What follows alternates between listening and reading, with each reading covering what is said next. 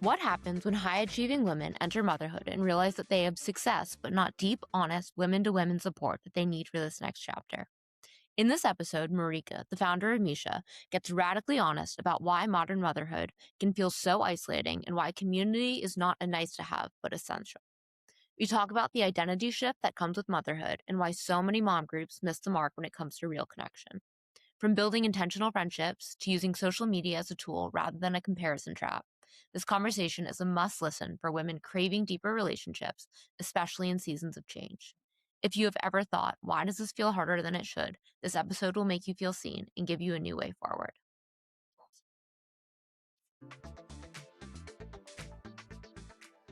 Welcome to In Alignment. I'm Annie. And I'm Marissa. You were meant to find this today, and we're so glad you're here.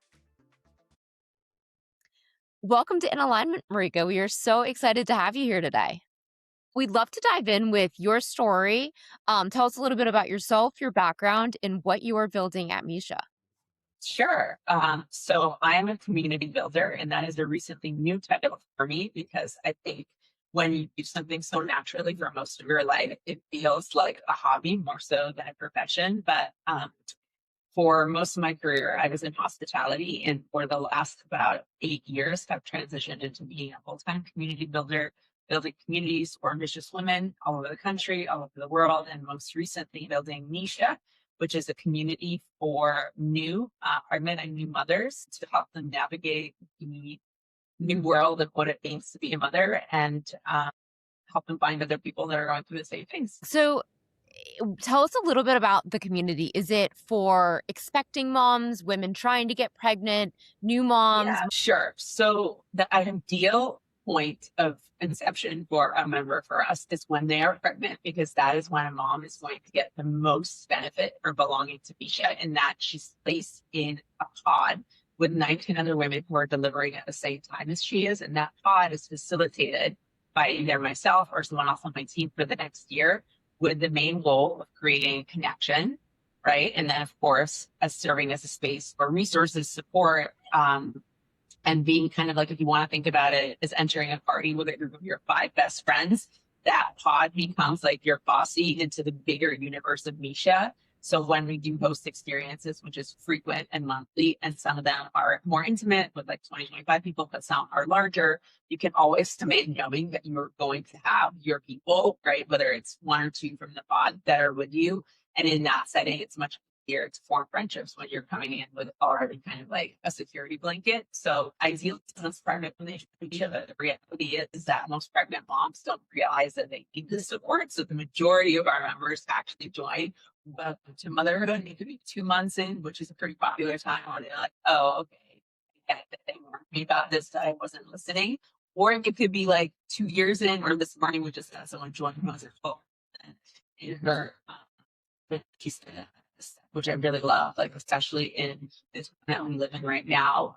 Community is everything, and I want to be around other people who are community minded. So I guess maybe it's a little bit of a broad answer, but it's for all mothers, and ideally they come in at their most vulnerable point, which is pregnancy. So interesting. Yeah. Do you think that there's something that kind of drives women to seek this out, whether it's in pregnancy or early motherhood, like a moment where maybe they realize their friend group isn't enough, or they're looking for a specific type of support? Well, if I speak from my personal experience, no matter how resourced you are, and by the way, like I was a community builder when I became pregnant, it is still a very isolating period in your life, because unless you have other best friends who are going through it with you, like at the exact same time, you are going to feel shifts with your social dynamics, right? I remember my friends asking me to join them at Solo. I was at 9:30 one night, and I was like, dude, like the ask alone is really pissing me off because it's like insensitive. Like I can't join you. And so I was at 9:30, I'm exhausted and I can't drink. And this is not the most optimal forum for us to be connecting. Like at this stage of my journey, that of course they didn't know any better. It's just like, they were doing what they were normally doing. So you want to be around other people who get it. And we're going through that transition, and maybe, are thinking like a 5 p.m. dinner, more appropriate for that time. But I think most women start to feel an instinctual pull towards like a community or more being around other people are going through something similar. And whether they act on that or not is another story, but most of them have the idea and look for it, but just don't realize that sometimes communities like this exist, or they don't want to make the investment because they don't realize how dire it's going to be when they get a little deeper into the motherhood space. But as you say, actually, like you guys know with the work that you're doing, you're also building community through this podcast, through, the various things that you're doing in your personal lives. Community is becoming much more of an obvious need for all of us. And there's so many more official community builders, right? Like that people are really starting to get the importance and the accessibility of plugging into networks and communities, because they create so much value for us, no matter what stage of life you're in, right? Really great point, because like so much changes for a woman, but community is essential for well-being. So I hope that more people are plugging in wherever they are in their life journey. This is something that Marissa and I have chatted about a little bit in building our platform Shift, but it seems like in particular women, sometimes it's difficult to find really genuine, authentic friendships and meet people, especially, we make friends at all stages of our lives, but especially as we get older, you have your high school friends, you have your college friends, and you have like your work friends. But sometimes as we grow and we're moving into new careers or new phases of our lives, we're navigating relationships, whether it's marriages or divorces or breakups, fertility, raising kids. It is difficult to connect with really like-minded women where you can build an authentic and genuine connection with at that life stage. And that's why I think Misha is so powerful, because it connects you with people that you probably would not have met otherwise. And it seems like women are really yearning for a community like this. Yeah, of course. Look, like as I said before, we all need community at any time. And at least for me, the people I was friends with in high school, less, but we have absolutely nothing in common anymore. College, pretty similar actually. And that's honestly often an evolution growth, and it's great. But it's also important to be intentional as we grow, to find people who are, and this sounds a little woo, but it's actually true, like who are vibrating on the same level as you are at that time. Because if you don't, you are going to feel pretty out of touch and sometimes lonely, and you're not going to have as great of a life experience. And in terms of like, you mentioned that it's hard. Yes, I agree. It can be hard. And also I will add that if you have more intention and make it a priority for yourself to build community for yourself, it's very achievable, because all of us are looking for it, but not everyone knows how to do it, and maybe at some point during this podcast, I can make some suggestions for just easy ways to be a self-driving community builder, not, for massive communities, but just for yourself and your village, wherever you might be in the world. Can you share some of those tips? Sure.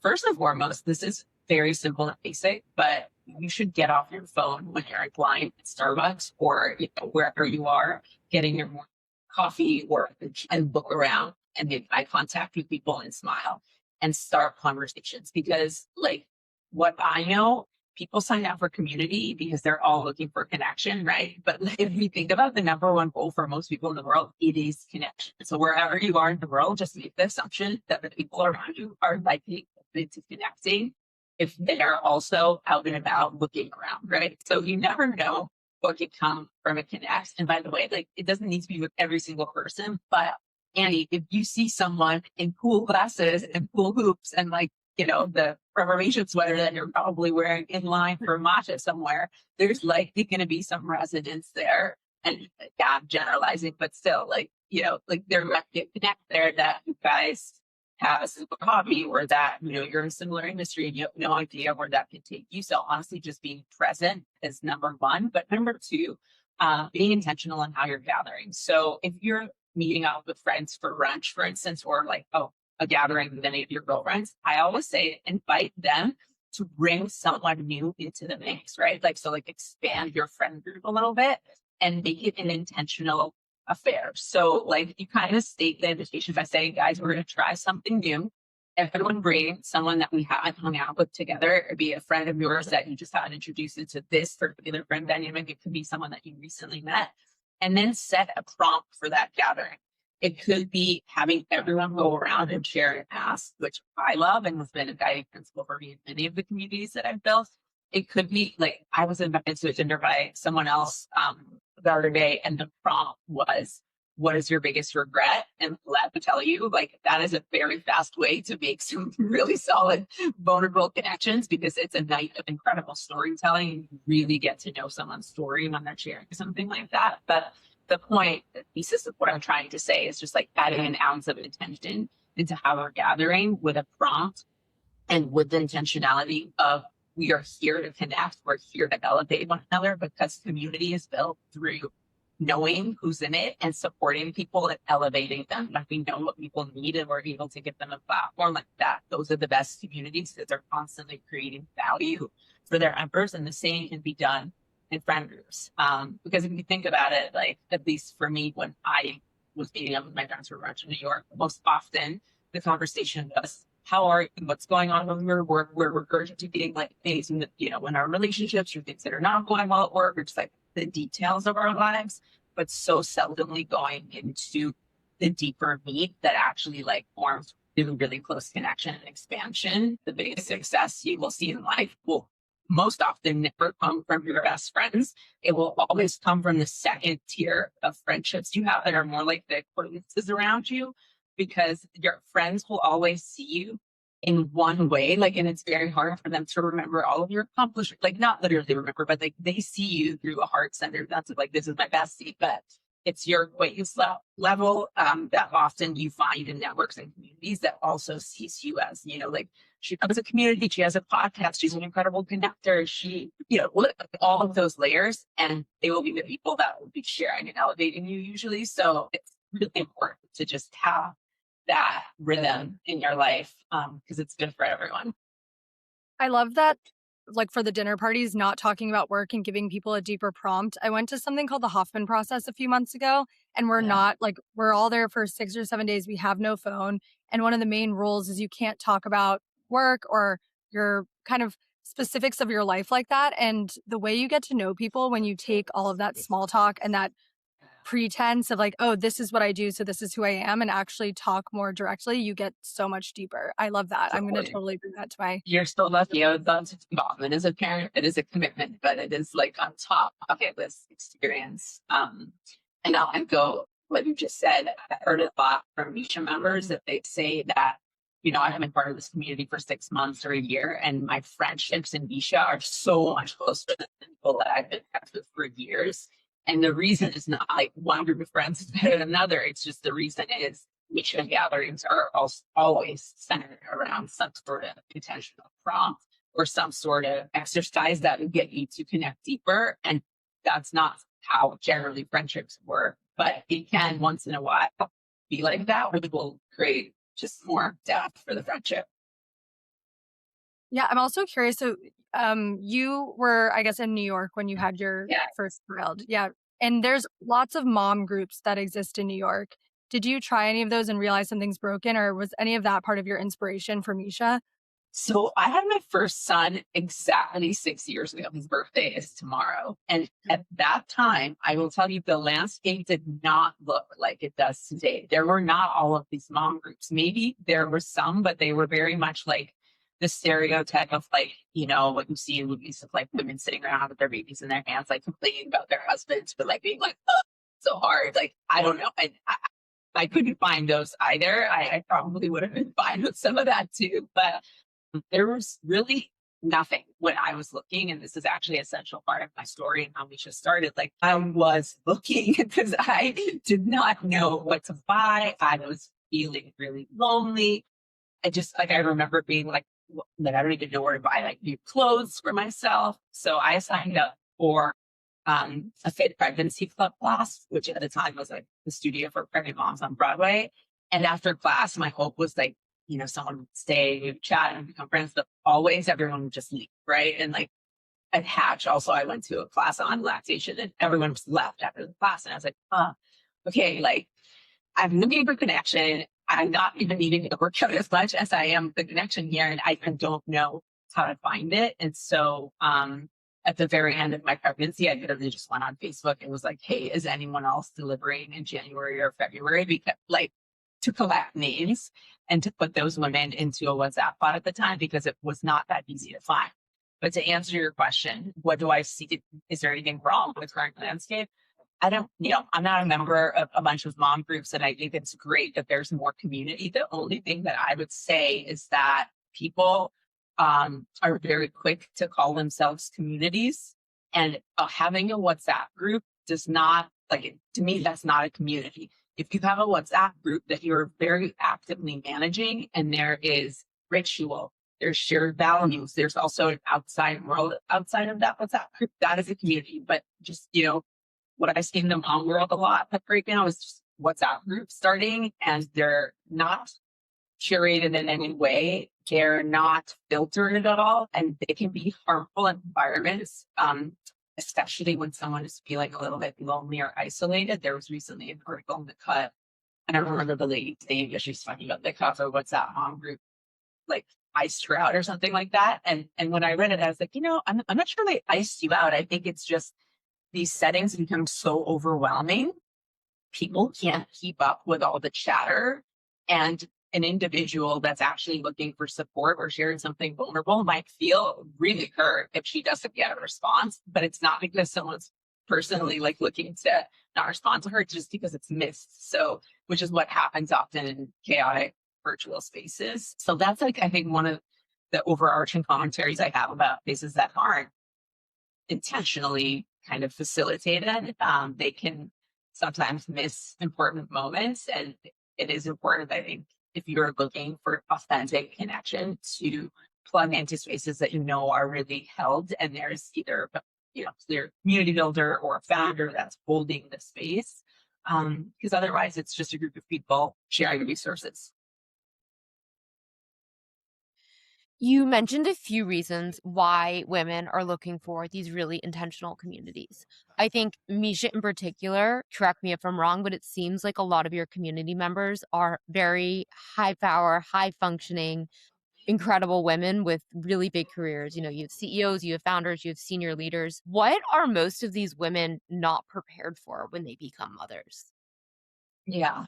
And Misha is that. I would say it's women who yearn to keep achieving. It's not always on the personal front, but it's always, I think, on the self-growth front. So I just want to make that distinction, because there are so many women in Misha that are also leading their huge big careers, which I think will tie into the answer of this question. I don't think anyone can adequately prepare us, and I definitely was not, for a little bit initially, right? The postpartum, for that loss of freedom, because you go from being able to navigate the world and do whatever you want to literally having to be attached to your child because they need you.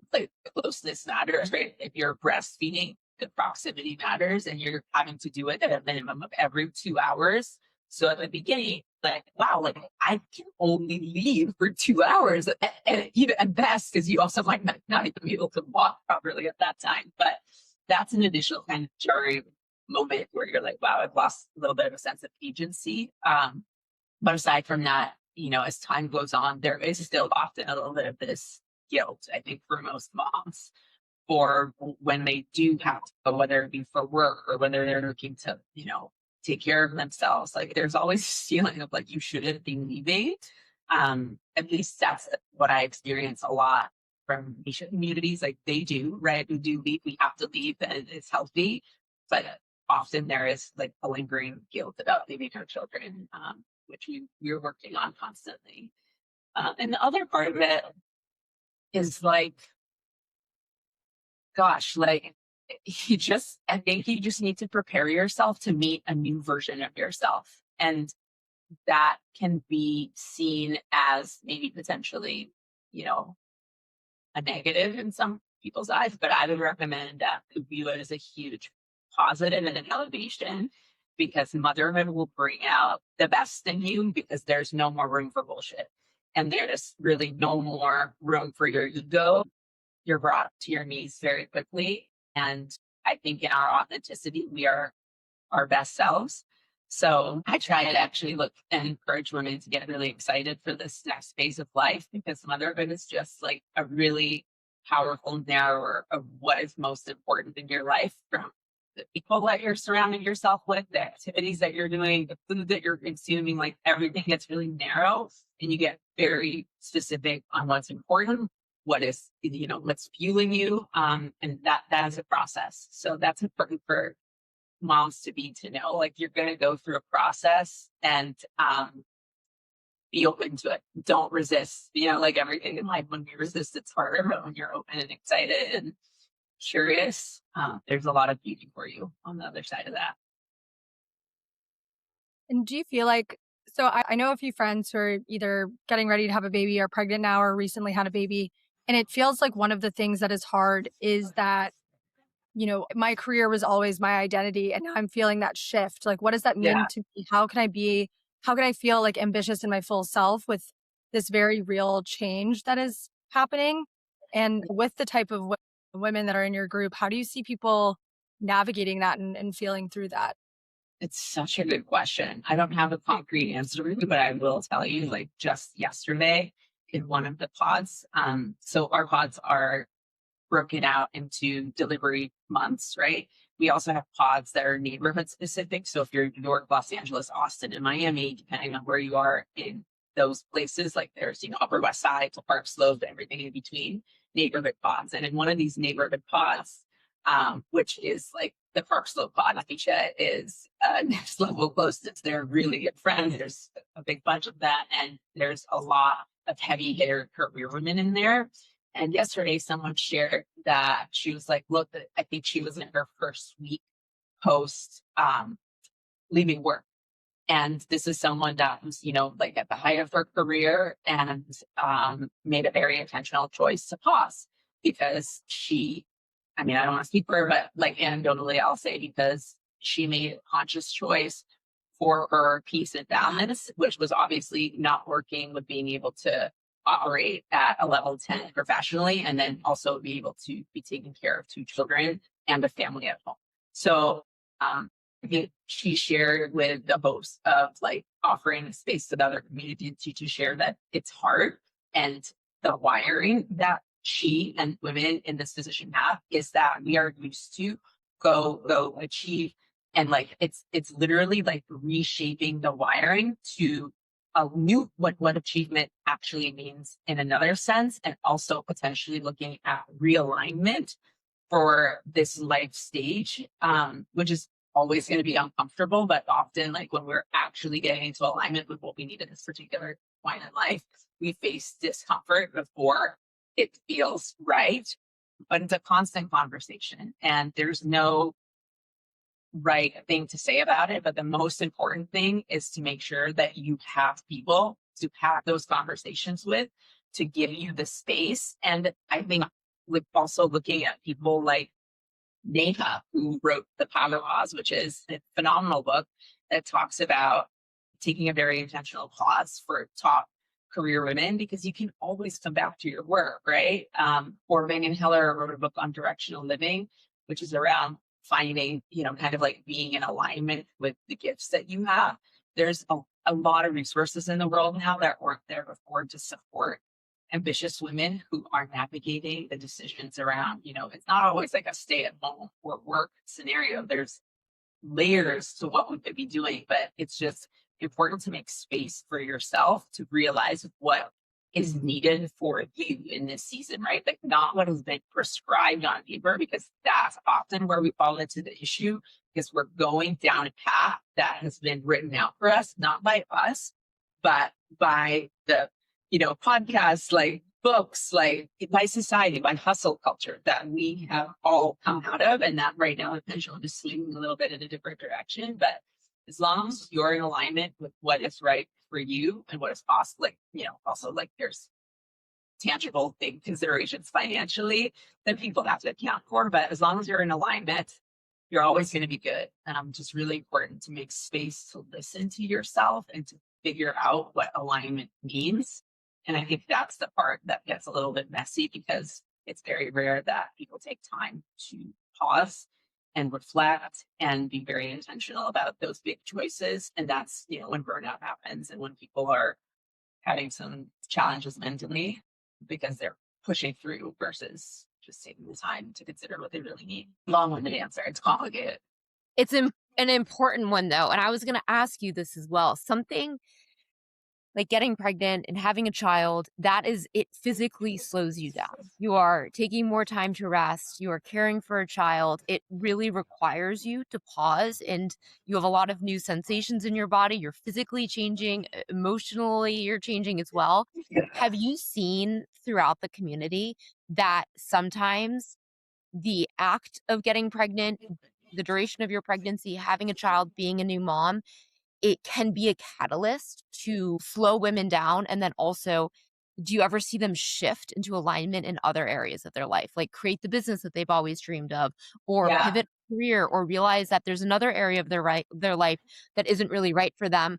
And kind of a secondary benefit of pregnancy and having a child is that it does require them to slow down a bit and really return to their body in a literal sense. Yeah, I see it a lot, but I see it in postpartum versus pregnancy. So pregnancy, people are generally still marching forward, but because also we're really good at pushing through, right? And when it's just you're like, all right, I got this.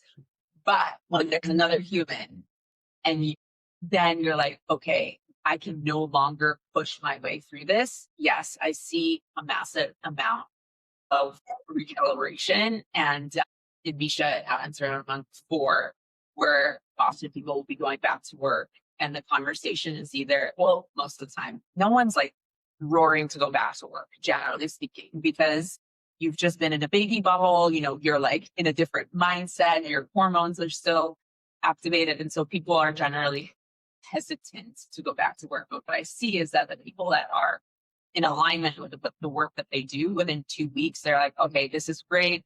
I've regained a sense of my independence. I'm like, happy to be back at work, happy to start losing my brain again. And that's when we learn alignment, right? And then there's going to be another that's like, this needs to end. And generally those are the women that hopefully, right, will make new decisions and will create new outcomes for themselves, whether it is new businesses or they go in different directions professionally. But essentially, I think having a kid will be very clear whether you were on the right path or not, because you can no longer continue doing something that doesn't fuel you and doesn't feel purposeful when you have that baby, because you're like, there's something else waiting at home. And it's a powerful contrast to spending 8 hours somewhere where you're like not into the work or what you're doing. So yes, there's a lot of shifts, but that's postpartum.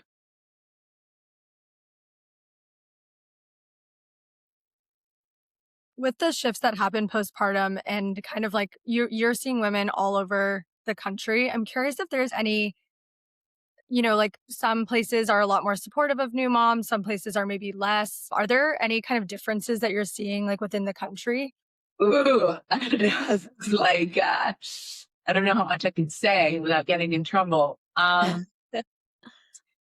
Misha moms are all, I think, very similar in that there's a vibe, and it's just a group of really interesting, supportive, like cool moms, dare I say it. So everywhere in the country, you feel a similarity in terms of the type of women that you are in community with.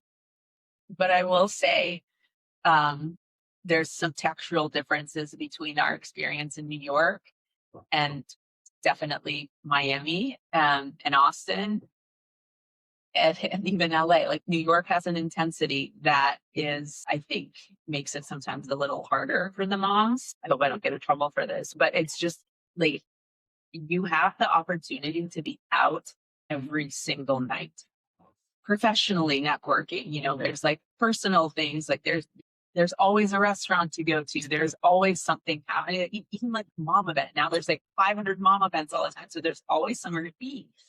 And other cities don't have that as much. So you really have to be much more disciplined in New York to like be still, which I think is a learning sometimes when we become moms. And so I do sometimes see the New York moms feeling a little bit more either tired or overwhelmed. because there's just more on the agenda there. And also the cost of living is so high. Work really matters. Both partners are generally working. Getting into school in New York is like, competing in the Olympics. So certain cities have a little bit more relaxed nature to them. But I think overall, like moms everywhere struggle with similar things. And it's no different for where we are or what city we're in. Moms really, I think at the end of the day, talk about like there's the mom guilt and the mental load. And no matter where you are, that's going to be consistent. Do you find in the pods within Misha, are women grouped based on similar occupation, age, city, location, or is it kind of a mix? Because I would imagine that, we tend to run in the same circles. We hang out with Yeah, people in similar careers, similar colleges, live in the same city, move at the same pace of life. But I find it's really refreshing personally when I network to meet people that I would feel like I would have nothing in common with. And there can be such a deep connection there. So is that part of the Misha community? absolutely. It's the best part. Like my mission in life is to connect people. It's the thing that really drives me and I love it. And I think more so than community builder for moms, I'm a community builder, period. Like I love creating value. And my mission is a living, breathing organism within the Misha context, right? So I design from a place of what can we build that will create the most value, the most relevant connections and also, by the way, also platform for the people in our community. So what that looks like is like the their connection is you, because like they be going through it for the first 6 months and none of the other stuff with them will be really relevant because when you're in it, it's like you're like on like Survivor Island, right? So like you have those people that are going to get really in the trenches with you and support you in very, very like the most vulnerable time in your life, those first 6 months. From there, you have your immediate proximity of the people that you live near, right? So whether it be like you need a can of formula or you're looking for someone to go on a walk with, or you have those people. But then there's a whole world of threads that are topic specific that are for the other layers of your life. So we have a lot of founders in the community, which means there's a founder chat.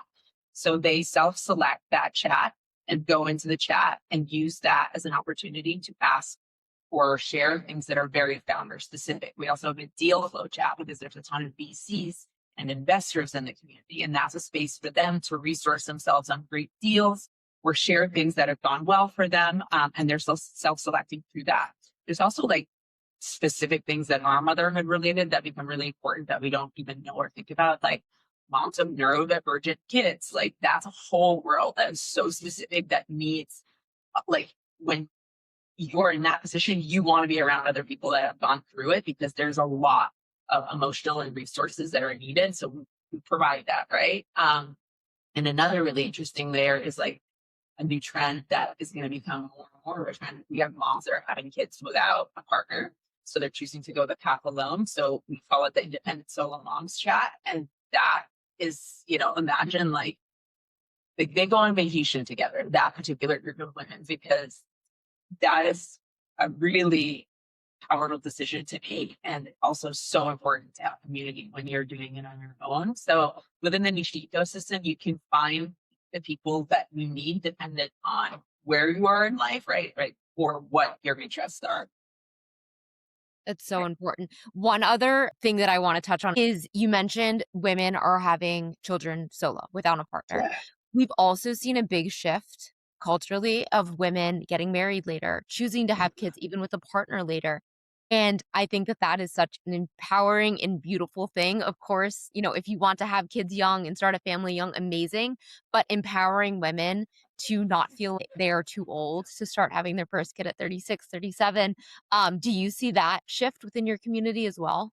I think we've always been there, Michelle. Like I was 36 when I first had my baby, and then I was 40 for the other one. So we've been there all along. The community's generally been, I guess, like geriatric moms, as you call us, 35 and up. But yeah, like it's where we are in the world right now. People are having kids later, and some of it is by necessity. Some of it is just like we have too much choice. It's harder to meet our people. But yeah, No, I mean, what you're saying, so my mom had my sister and me at, I can't remember if it was 36 and 38. It was somewhere around that. And this is over 30 years ago. And she moved from New York to Atlanta and felt so much older than all the Yeah. moms with kids in my grade. And creating community was like such a challenge for her. So I do think even being able, finding people with such specific journeys must be so powerful for women. And I'm also curious, do you find that people who go through Misha, like, they must learn this skill. Like, it must help them build community in the rest of It their lives does. organically. Yeah, like we have a culture and there's an understanding now that Misha members that have been members for 2, 3 years, like when they gather with their Misha friends, it's never small talk. It'll always be like, okay, do you guys want to do it? Like I love seeing this now when people gather that, they're having their private dinners or whatever. Do you guys want to do a prom? Or, like in Miami next week, we have a larger gathering that's community driven. And I'm like, I don't even need to go to facilitate because I know that our community here, like they're when it works and it's successful, people just adopt the practice. So yeah, for sure.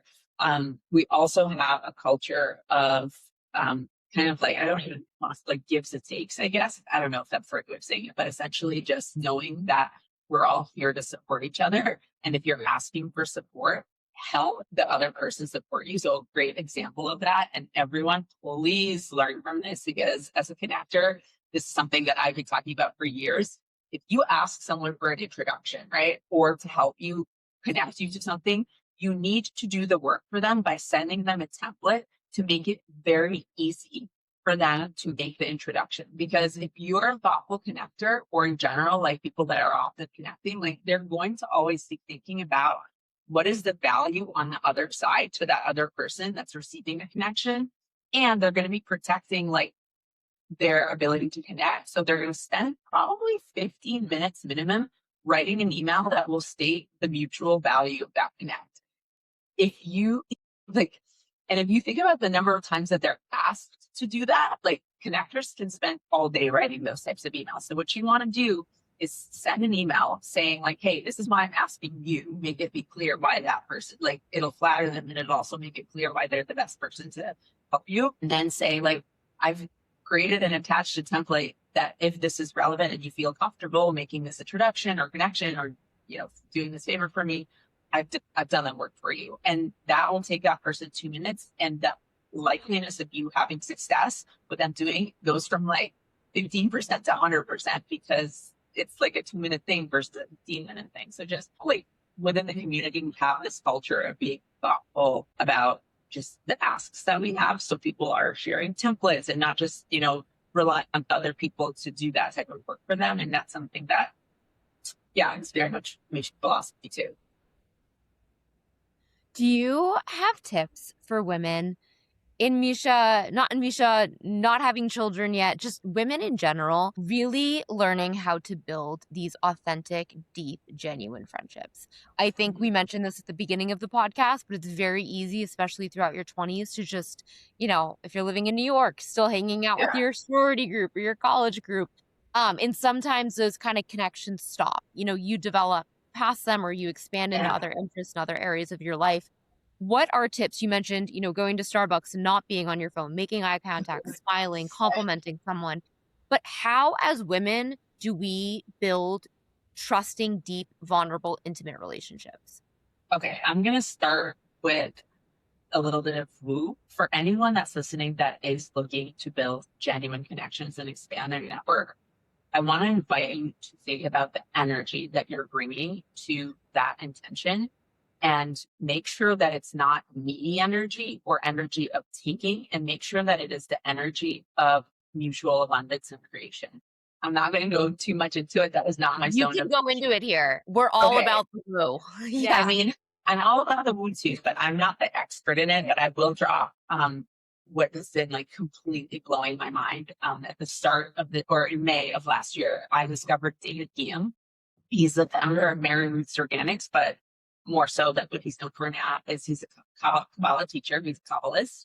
And Kabbalah has just been like such an expansion in my life. I recommend that you guys find and listen to this.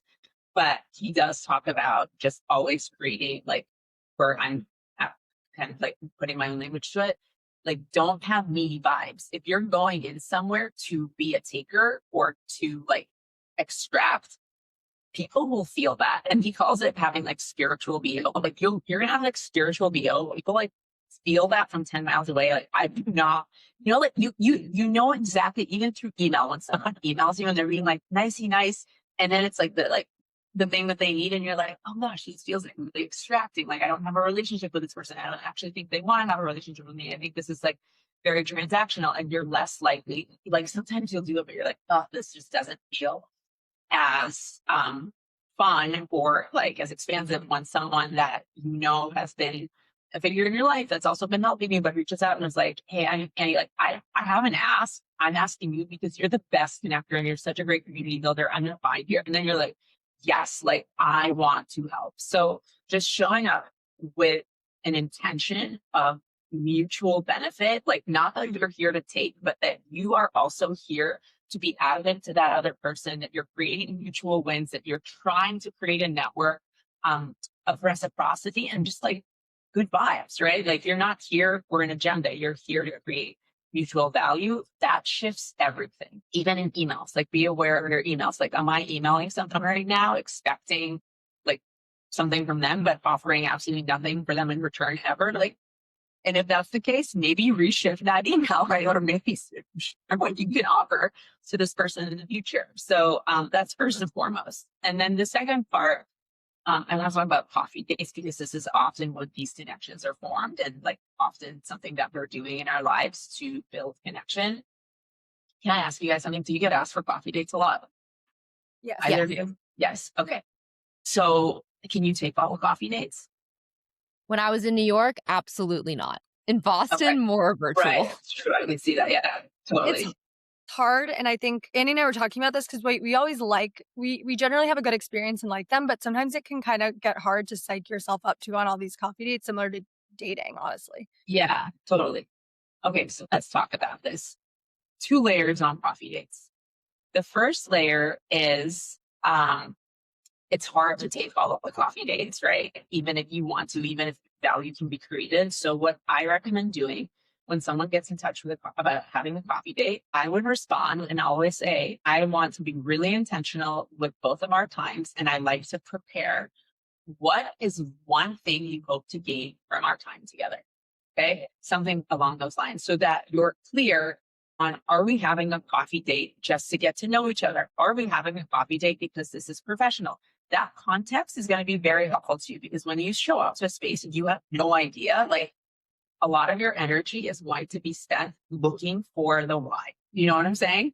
So when it's clear from the very get-go, you have a lot of information to make a decision on is this in alignment with my energy right now? Do I want to show up and, in a new relationship and friendship? Or like, am I in a time of the month where I'm feeling a little bit more sensitive? Like this is not the right time for me, but like I'm overwhelmed with work and I need to take a pass until, 2 weeks from now. So that's part 1. Part 2 is that they're often not going to respond to you because they themselves have no idea why they wanted the coffee date. And it was just like, either you experienced some success recently, and by the way, pay attention to this too. If and when you experience success and there's social celebration, that is the time that most people will reach out to you wanting to have coffee dates, wanting to pick your brain because they see your success and they also want that success, which is great, but they need to take it to the next layer and understand, what am I asking Marissa, or what am I hoping to learn from her? And can she even provide that for me? Because like in an hour, you're not going to be able to rub off your success on them, and you will often leave energy depleted if there hasn't been a very specific like agenda, right? Unless you were looking to do a friend connect. So being like intentional about those moments is really important. And the next layer of it is when you have coffee dates, invite the multiple people who have asked you for coffee dates. So like save all of the coffee dates for the first Friday of the month or the last Friday of the month and say like, I would love to have a coffee date. Would you be open if I invited 2 or 3 other people that I was looking to have coffee dates with? And guess what? Now you have massive value creation because you have 4 women at the table where you all go around, you share your name, you share what you're up to in life, and you share your past. That is a good use of time. That is like massive value for everyone. And generally speaking, people leave those situations feeling really full because they've learned about three other people. They're able to help three other people. And that's a modern version of like a networking group, right? I recommend like, and that can do that monthly and keep adding another person to the mix, right? And all of a sudden you have 10 people, and maybe you want to break off, or, that is more building dynamics. But I'm always a believer in adding and putting people together in order to create more mutual value. And in a time when we are getting busier and busier, doing things like that enables you to continue like meeting with people, learning with people, but also protecting your time a little bit. I love that. I actually did something similar to that last summer. There were a bunch of people that I had met for coffee dates or sort of chatted with. And I was thinking, like, getting past the coffee date, right, to like the next connection, it's a lot to just have two people who are trying to like continue to catch up with each other and build that next layer of friendship. And so my friend and I were talking about this. We're like, there are all these cool women that we've met. We would love to be closer friends with them, but like, how do you get from the coffee date to an actual real friendship? And we invited all of them to dinner and told them to like invite anyone else. And what was really cool about that is like, we got to know them better, but also they sort of bonded with each other. And now like maybe two of them will hang out and they'll text me. And so I do think the group setting can take off some of the pressure of like that one-on-one, like after you get a coffee, it's like, do we have to schedule another coffee? Like, what is this? Like, Yeah. And there's a level of investment. Like if your intention is if you move to a new city and you're like, I'm here to make friends, it is going to be awkward the first 2-3 times that you are connecting with someone because you don't know. It's like energy. Like, oh my gosh, okay, I can't just like be on the couch in my sweatpants. I have to try a little bit. But after reps 3-4 times, if there's an initial resonance, right? If you're like enjoying this person, that's when you start build friendship and it starts to feel more natural. And also just inviting people, like not even for sit downs, but I'm going to Pilates class, I'm going for a walk, I'm going to walk my dog. Like just being open about some of the everyday in your life and asking people to tag along, like that builds great friendship. And the motherhood version of that, like I say, call a new friend if you move to a new place that you've recently met and be like, go to Costco, can I get you something? Like that to me is love. Like that is like someone is looking to be my friend. They've asked me if I want something from Costco or Trader Joe's. Thank you. Yes, I do. Like, thank you for saving me that trip. But little acts of kindness like that, they just also signal to another person, like, oh, like she's looking to be friends. Like that's a dog too. I love that. And I feel like it can be, it's so easy to meet with someone once and have a really great coffee date and then never see them again. I'm a psycho and I have an Excel sheet with like all of my business contacts. Marissa's seen this, it's in our shared Notion. And it's organized by like founder in health and wellness, VC in these different sectors, content creator. But I also do it with my friends because I feel like at this point in my life, I have friends in Miami and LA and Austin and New York and Boston and London. And I have by city who I know, who my friends are in each city. So that when I'm traveling somewhere, like I'm going to San Diego next month, and there's like 3 people that I want to make sure that I text and connect with. So it sounds weird to do that for your personal life, but it's really helpful. It's awesome. Like that's there's an app that just started doing some version of this. What is it called? I'll figure it out. You can send it to the post podcast note, but it's brand new. It's like it does this very, very well. I don't remember what it's called. In your face, but I'll figure it out. Yeah. Because it's easy for people to just drop off. So most people like community building.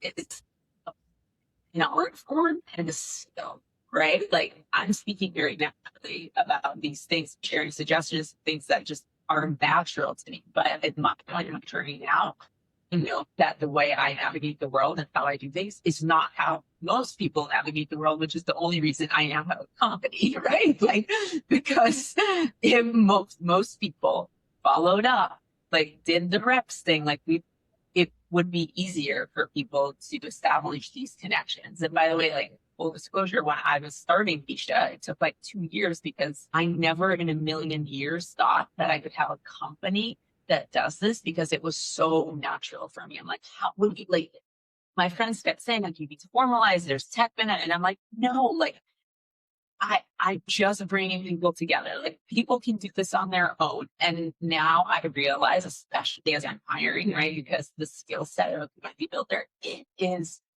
inherent. It is born and you can learn it, but it's like the people that have it, it's just their wiring.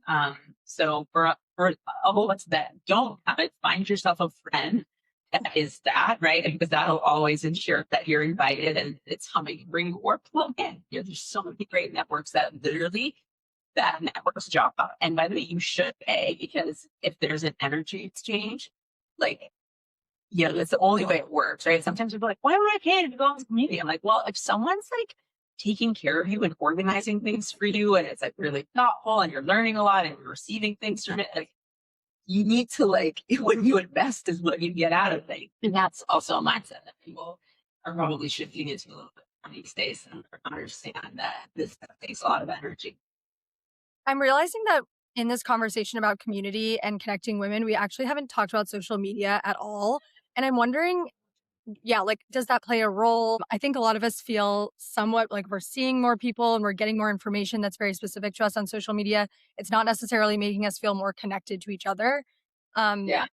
how does social media play a role in Misha for you, if at all? I'm a millennial, so like I'm old. I'm 42 years old, and my relationship with social media is I appreciate it as a source of expansion when, like not as an addictive habit, but as entertainment and as a way to share opportunities for other people to plug into really wonderful experiences. So I'm grateful for the tool in that capacity, but I'm not a scroller, like I can feel myself starting to look at things and be like, I'm starting to feel a little bad about myself. Like I just shut it off. And also I think, there's like some wonderful voices on social media. So find the people that you're vibrating with that elevate you and like make that your dose of very intentional consumption if you spend time on social media.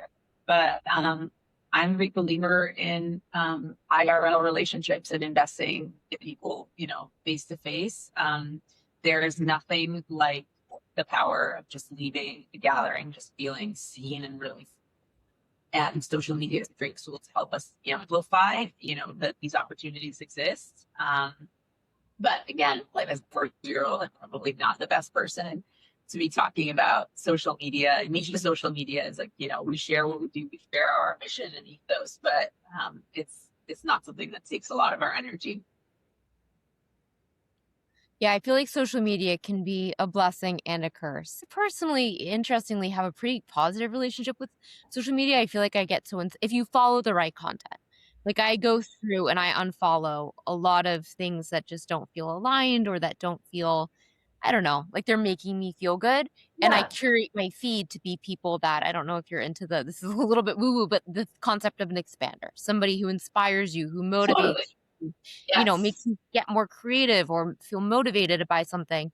And I try to keep at least like our business feed following really high vibe people that are inspirational. And I feel like 100%. social media can definitely be an amazing way to be inspired, to be motivated, to connect to other people. Like in today's day and age, you meet so many amazing women over these different social media I platforms. totally agree.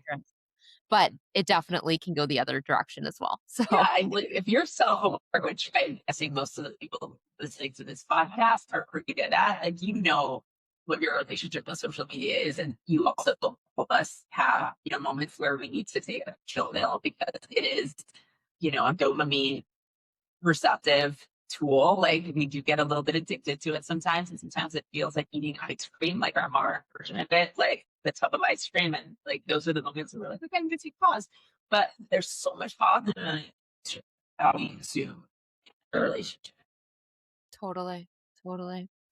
Well, this has been an amazing conversation, Marika. Thank you so much for coming on. I would love if you could share with the community where everyone can find you, where they can find Misha, and if you want to leave just one tip, one of the most, supportive little tips, tricks, habits that you built navigating motherhood. I think that would be amazing. Navigating motherhood. I mean, it's a combination of everything that we've said, but it's really about finding your people. And if that means it doesn't need to be people, it just be two people, one person, just having someone that's on the train with you, being open with the fact that you're looking.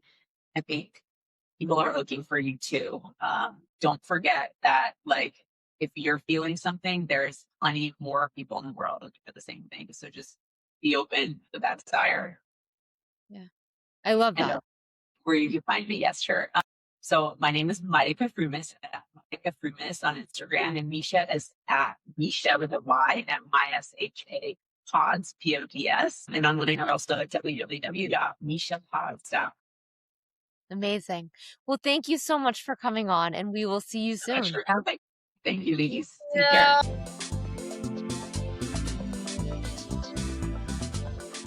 If something in today's conversation resonated with you, take a moment to pause and notice where it's sitting within you. Living in alignment is not about fixing yourself or becoming someone new. It's about listening, trusting, and slowly coming home to who you already are. Thank you for spending this time with us and for being part of this community. If you enjoyed this episode, you can subscribe, leave a review, or share it with someone who might resonate with it too. See you next time.